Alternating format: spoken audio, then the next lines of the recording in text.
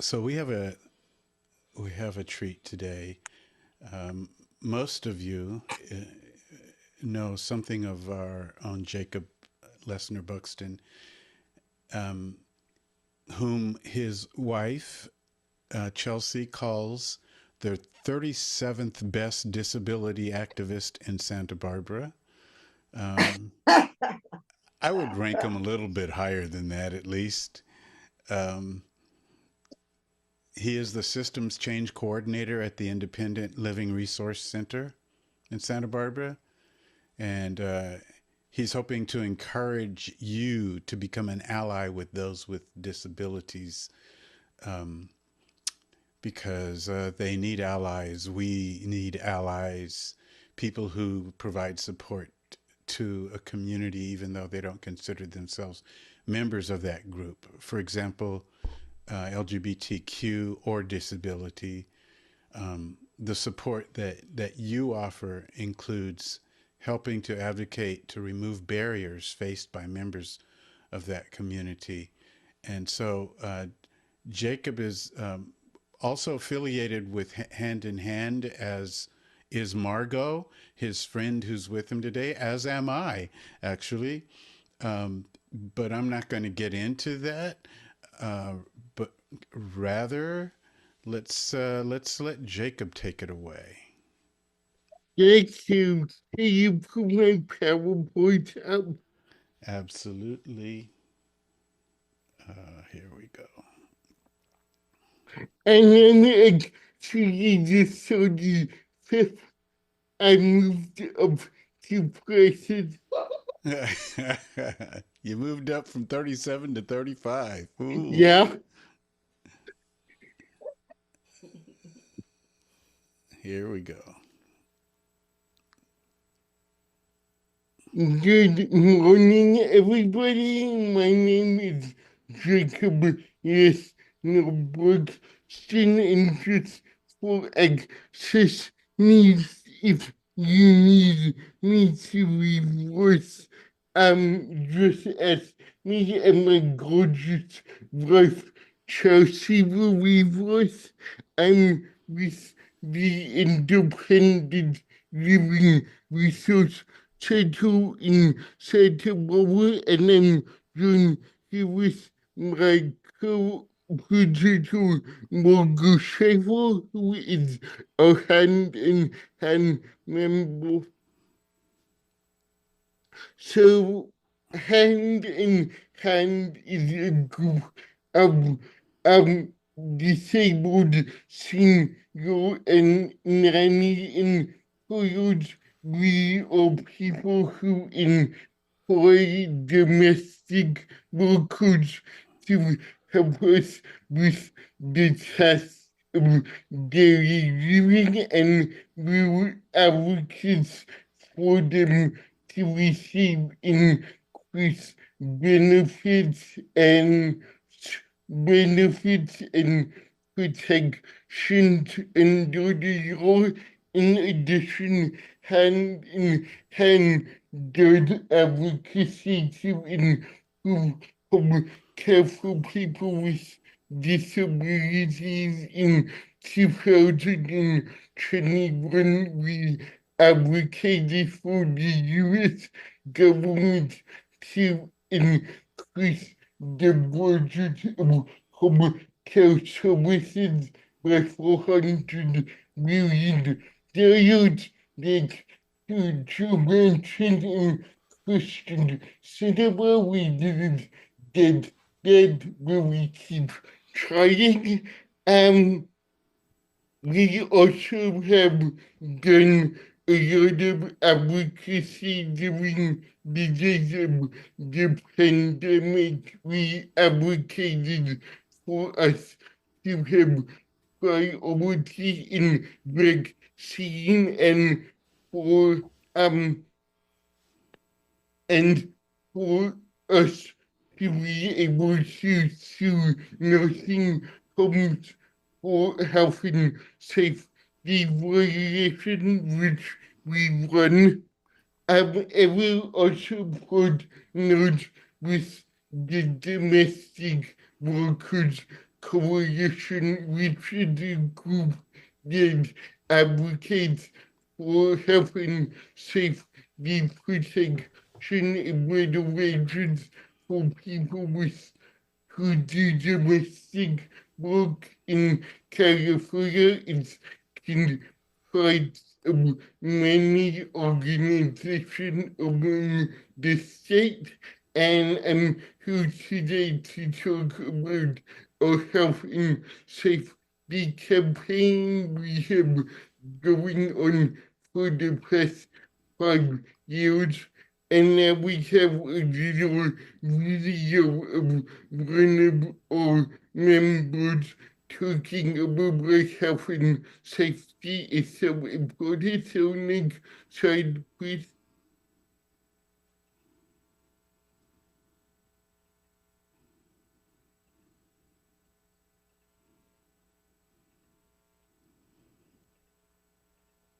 Can you play it? I'm trying. Um,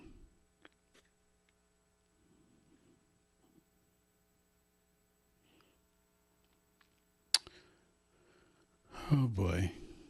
If not, we'll put it in chat and people can watch it later at their convenience. I don't know why it's not playing. Yes, just put it in chat and move on. Okay. So there was a video of one of our members talking about why health and safety is so important.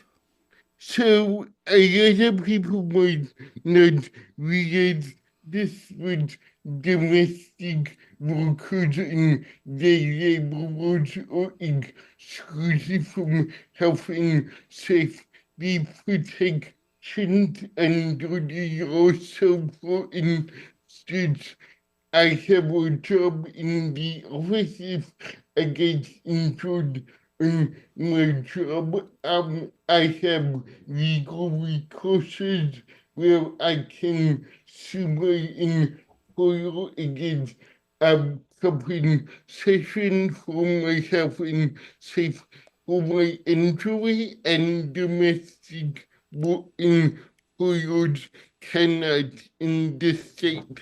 Next slide. So this was your in 70s where California gave health and safety protection to every industry except domestic employers. Next slide. So, there's a big history of this in the 30s. It's mostly know like in Roosevelt had a program called the New Deal, which excluded people of color and women from many of the program, including labor protection. There's is for labor agreements, meaning this when I sign up to be a domestic employer, I'm usually dealing with the family instead of an agency that can protect me. And yeah, and so it's been happening since the 30s. Next slide. So here's some of the progress we made in domestic workers' rights in California. In 2005, we pushed for a bill that would give job rights like times sick leave to domestic workers who work in how it was vetoed by the governor in 2016. We won the right for domestic workers to have overtime in California. In 2019, domestic workers actually established a program where they were, the state is now giving 35 million a year for domestic workers to train each other on their rights and health and safety protection. Like, so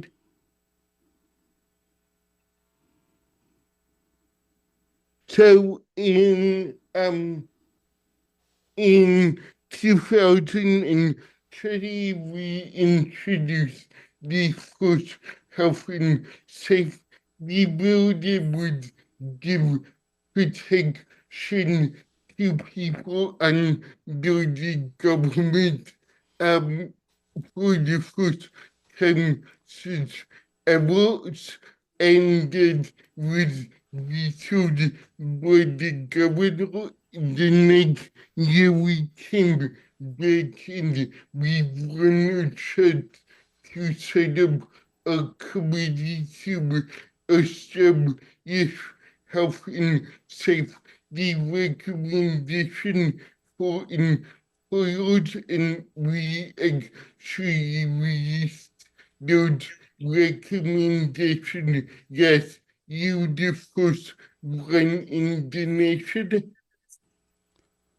Yes, you and Pastor and I were a part of this, and Margo too. We tried again to get health and safety protection under the bill and under the state, and it's again got vetoed by the governor, so that's a little bit of where we're at. Like,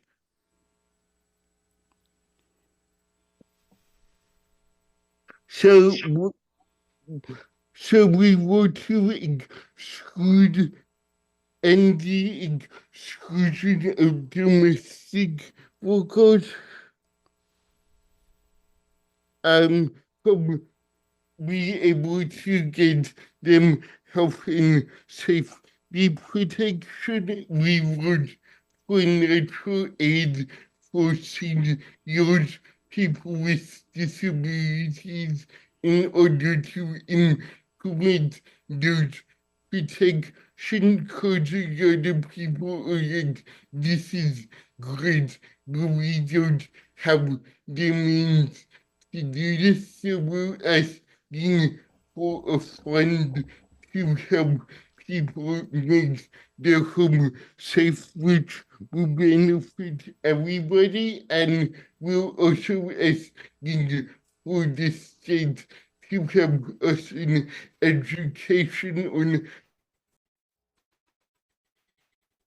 health and safety protection domestic workers and for your next time.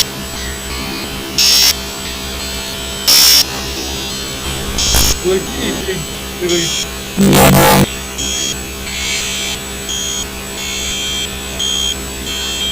Do you hear me?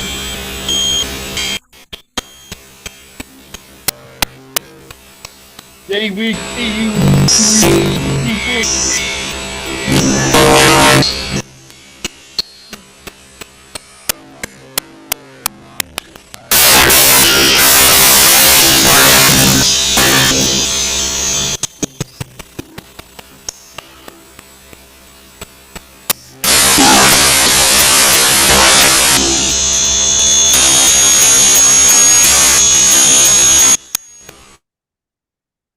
Okay, can you hear me? Hello? Yes, we can hear you now. Thank Okay, you. great. I'm sorry about that. So go back outside. Great. Okay, just a moment, please. I'm having your impact in food like me will already liable for our employees well-being, and this will give us the tools. This you will give us the tools to make sure what we're doing is okay and educate us, and this you would help bring everybody up to standard. I know for a fact I employed a domestic worker, and she was often injured or a your job in so she couldn't work with me, so help please your women kids so that our domestic employers could could be aware and conscious of health and safety. They said, and now My I name is need Margo to Schulter. have Margo I live in Sacramento, and I employ home care workers under in-home supportive services. I'm a recipient of in-home supportive services in Sacramento, and I'm a member of Hand in Hand, the Domestic Employers Network. I'm also part of the Poor People's Campaign.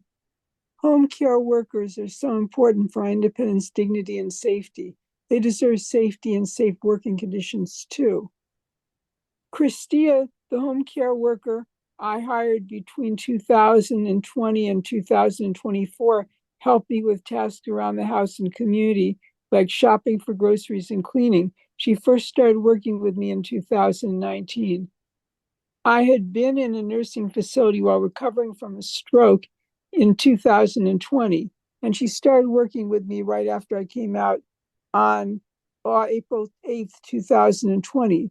That was right at the beginning of the COVID-19 pandemic, and it was clearer than ever that our health was interconnected. During this time, before they had vaccines out, my worker wanted to use powerful chemicals to sanitize my apartment and keep us both safe. I've never liked using harsh chemicals, preferring non-toxic alternatives, but I didn't know what to do in this case. I wanted to be safe from COVID-19 and from toxic cleaning chemicals like bleach. If I had official Cal OSHA guidelines and Christia had safety, health and safety rights, we would have been able to make an informed, safe decision in that moment. This legislation, that is, I was at the time I gave the testimony, this was for SB 686, seis ocho seis. This legislation will help domestic work employees to follow the new voluntary guidelines published by Cal OSHA by offering community-based education and technical and financial support. The current guidelines are a great start, but they are long and technical. Employers and workers need checklists. However, how-to guides and trusted and knowledgeable resources in their primary languages to be able to translate the guidelines into action. Our homes are workplaces, and just like other workers who show up to job sites and offices, our employees deserve protection while on the job. Thank you, and Jacob and all, it's an honor to be here. Thank you very much. Thank you, Margo. Next slide, please.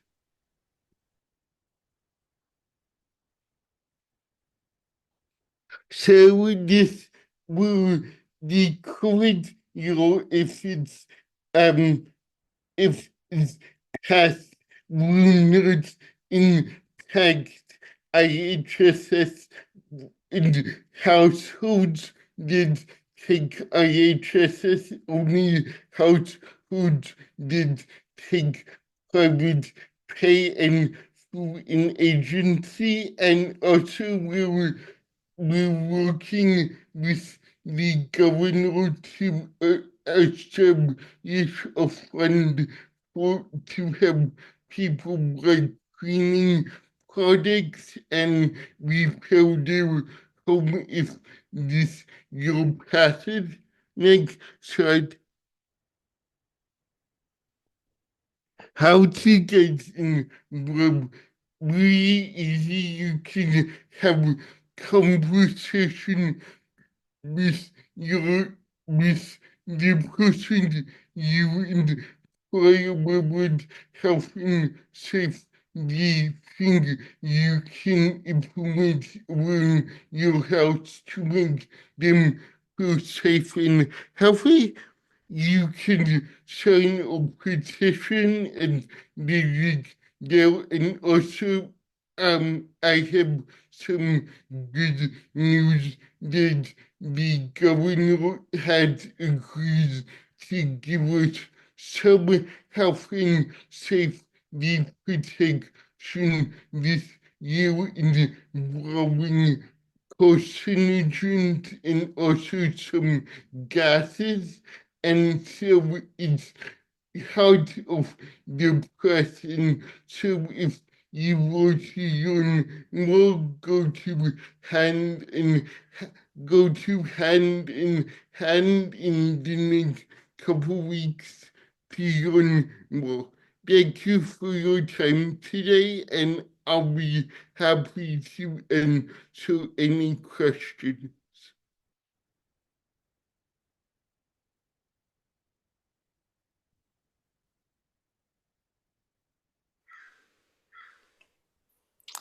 I have a question. Why did the governors veto the bills when they were proposed? The governor pits the disabled community against domestic workers, so his attitude is that this will hurt people with disabilities. Meanwhile, he has no problem hurting disabled people otherwise, so he's using us as a scapegoat to do his bidding. His rich friends don't want health and safety protection because it will cost them money to rehab their house. So what you're saying, Jacob, if I'm understanding correctly, is that it's all about being elected. Yeah, and the only reason he's now giving us something is we think because we put the pressure on him and he's bribeling for a post in the Harris administration if we come to this. So we think it's really better for him to ease the suffering. So it's all about politics, man. Bonnie's hand is up. Hi, Dave, Jacob. Um, how does my question was involved with IHSS. I've been on it for quite a while, used it for quite a while, and I was surprised to hear about this new organization, nonprofit. I guess I'm confused about all the politics. I realize our governor's not so hot and whatnot, but how does I guess my question is, am I doing okay? Since you know me, am I supporting IHSS properly? Am I supporting the health and stuff properly? Yes. Okay. Yes, I Okay. believe so. And this, if it's enacted, will not affect you or any other IHSS consumers, but it will affect people who pay out of pocket. Oh, okay. We Okay. just want people with IHSS to also know about this. So if they want to make changes to the way their health and safety practices are in their house, they can, but no one on IHSS will be penalized under this law. Okay, thank you. Jacob, could you say something about the disadvantage, the disadvantage that many domestic workers face? And we're talking about people who help others from infancy to to the end of life and everything in between, including disabilities. But what could you say something about the disadvantages that domestic workers face because so many of them are undocumented migrants? Yeah, great. So over 50% of domestic workers in California are people of color, and over 90% are women, and there's been cases of rapid racism, sexism in their job, and this helping shape or wounded only cover physical safety, but it makes it so that workers are free from harassment and have a recourse if they're sexually harassed on the job. Do we know anything statistically about how many? Because, like you said, they are almost all women. W- uh, do we know statistically um, how many have faced or have reported being sexually harassed? That's a good question. No, I don't. But I know there's a labor center at UCLA that does a lot of great work. I will email the coalition and get back to you. Okay.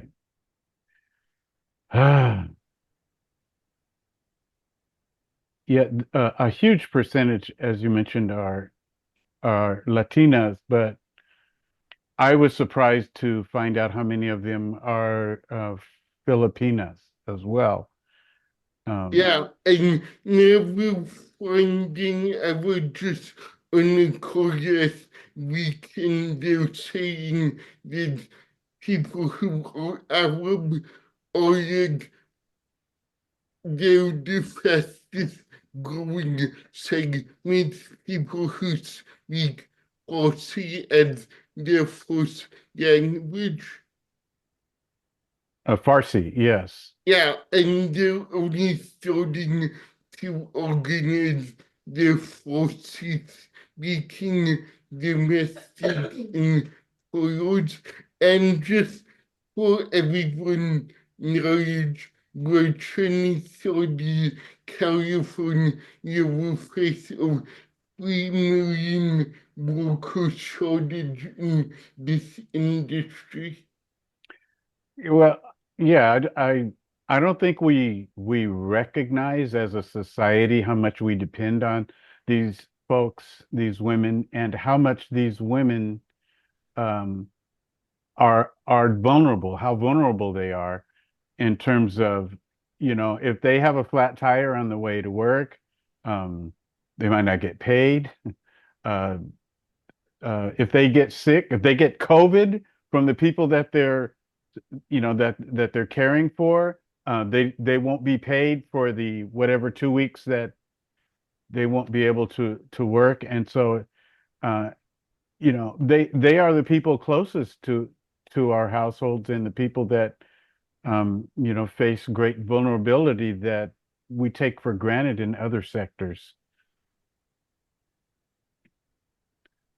Yeah, I agree. Well, Kenichi, were you going to weigh in? No, I was just going to start, I suppose, the conversation this morning, just to thank Jacob and Margaret for bringing such a valuable information to us, something that I think many of us simply take for granted, myself included. And then PD, you mentioned about Filipino workers, and then my Sayuri just reminded me because she's a caretaker, and she said that most of the graveyard shifts of caretakers who cover the graveyard shifts are Filipinas.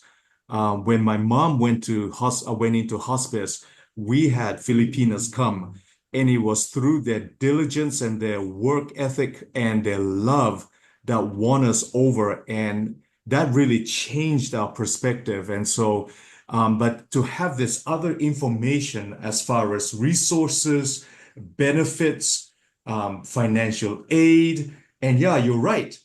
Sick leave and all these things. It really opens up our what do you call it, awareness, and I think we can become more deliberately allies, if you will, in really appreciate, not just appreciate, but to support their presence and their work that they do. So thank you very much. That's what I wanted to, yeah. Thank you, Kenichi. Bob works with this area and has, crosses paths with these folks all the time. I wouldn't want to stop without asking if he had something to say. Well, I'm not, other than I'm very happy to have this information and the chance to go and sign that petition and be better educated in this. Certainly in working in hospice, the vast majority of home health workers that work with us and that I see in homes are Filipinos. Absolutely. I know that a lot of them, especially in private homes, are not documented workers and, are often working, like 24-hour shifts or even 24 hours a day for 5 or 6 days a week and don't really have the protections to do anything different for themselves. So it's nice to be educated about this. Thank you, Jacob. Thank you.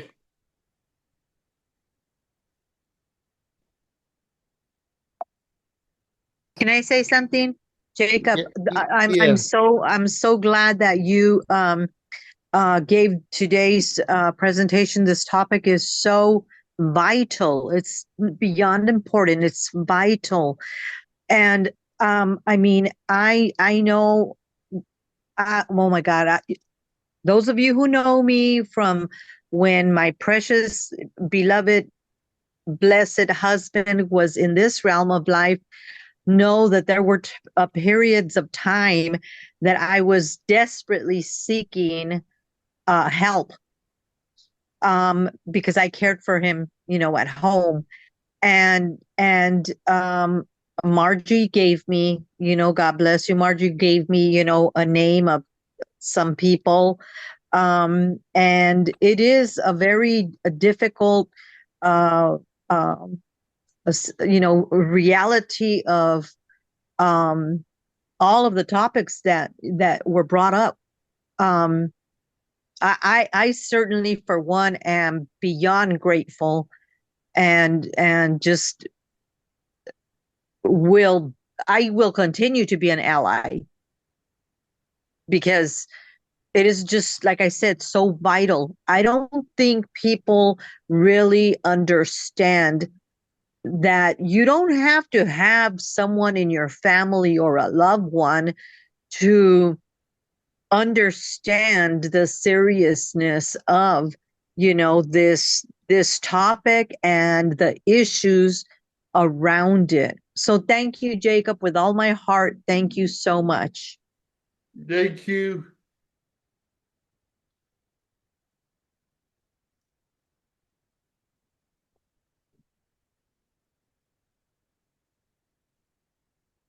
Hello? Yes. Yes, Jacob, I just want to add my thanks and ask you or anyone on the call who knows, I'd like to take this issue to a group that I belong to. And if there's anything printed that I could take with me, that would be great. Yes, you can go type in hand the domestic and for your network into Google and get all this information. Thank you.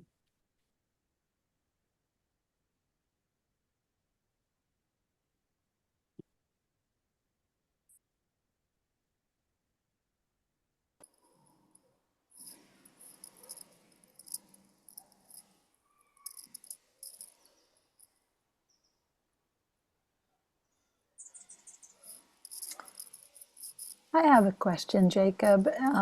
How does it how does it work? Like how if it was passed, how would people get their benefits and who pays for it? How does it work? Oh, good question. So we're still working it out. We're envisioning if it passed how else people would have an ability to report to Cal OSHA, and then Cal OSHA would call the people or send them a letter, the employers, and give them a chance to fix the problem. If they don't, fines could be levied. We were more interested in education rather than fines. We think that it's awesome that rich people know how to fix the problem. They would do it, and we would have the state would have to impose fines.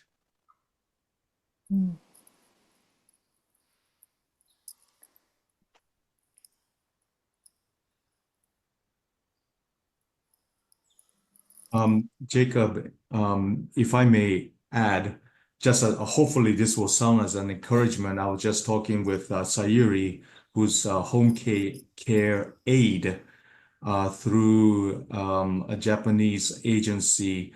And I remember seeing the way when she first got hired until now, the stages, how the agency began to adopt like benefits, for instance, time off. And after working certain hours, the access to insurance coverage and so forth. So I saw these things develop over time. I would say in the period of about 4 years or so. And so I think I want to believe, and forgive me for my naivete, I want to believe that there might be some, is it possible? Let me say this. I'm curious to know whether it's possible that some hiring agencies for home care aides, have taken on themselves to provide a better working environment, better working benefits and structures for their workers.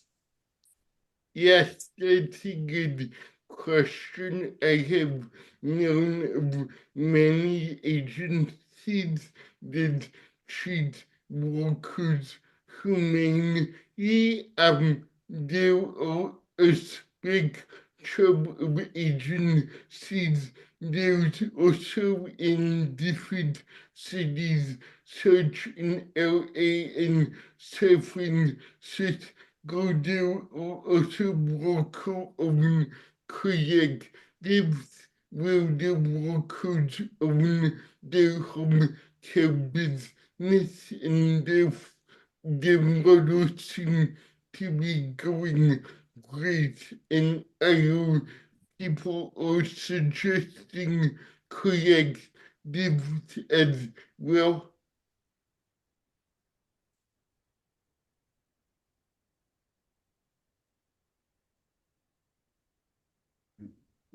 Can we take a moment here and say thank you to both Jacob and Margo for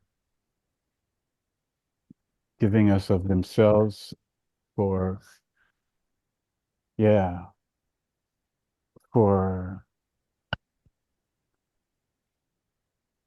loving us enough to speak truth to us, for having the energy to, I don't, I want this to sound positive, but to put up with us, and being patient with us. And those of us who are not experiencing the need for home health care. And now Roy is going to conclude our time today with communion.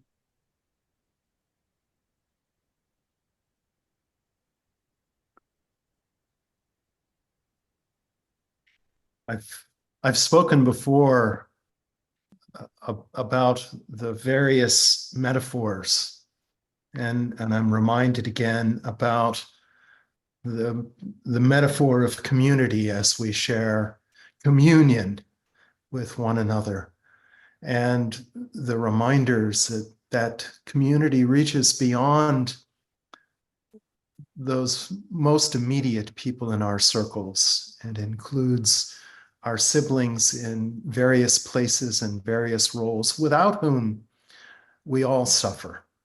Yes. And thinking especially of those caregivers who play such a critical role in our society and are easily forgotten by those of us who don't have to remember them. And so as we take bread and cup today, let us be reminded of this web of connection that reaches far beyond our immediate connections and concerns and includes siblings, brothers, sisters, far beyond those whom we immediately see. So as we take the bread, let us remember the one who is broken for us and who, in giving himself for us, has shown us how to give ourselves for others. Take and eat.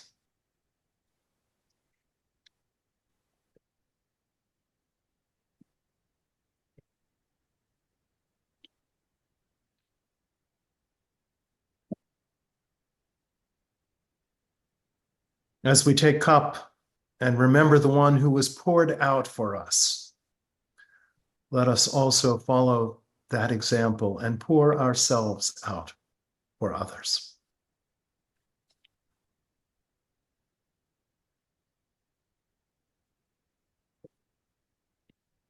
Let us pray.